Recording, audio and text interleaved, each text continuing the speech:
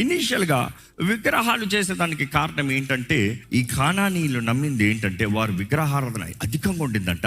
వారు చేసుకుంటానికి కారణం ఏంటంటే, వారు నమ్మినది ఏ విగ్రహం అయితే చేస్తారో ఆ విగ్రహంలోకి ఆ ఆత్మ దిగి వస్తుంది.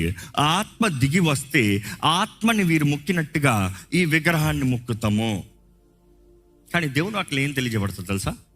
అలా మొక్కుతాము, దురాత్మల్ని మొక్కుతాము అనేది స్పష్టంగా తెలియజేయబడుతుంది. దురాత్మల్ని మొక్కుతాము. పడిపోయిన ఆత్మలు, లేకపోతే అపవాది సంబంధంలో లూసిఫర్ తన ఆత్మలు వేచి ఉన్నారు. లూసిఫర్ ఆశ ఏంటి? నేను దేవుని స్థానంలో ఉండాలి, దేవుణ్ణి ఆరాధించినట్టుగా మనుషుడు నన్ను ఆరాధించాలి. ఈరోజు చాలామంది అపవాదిని ఆరాధిస్తూ దేవుని బిడ్డలు అంటామండి. If you know the true living God, he's not limited in your idol. ఈరోజు నీ విగ్రహంలో చేర్చి పెట్టే దేవుడు కాదు.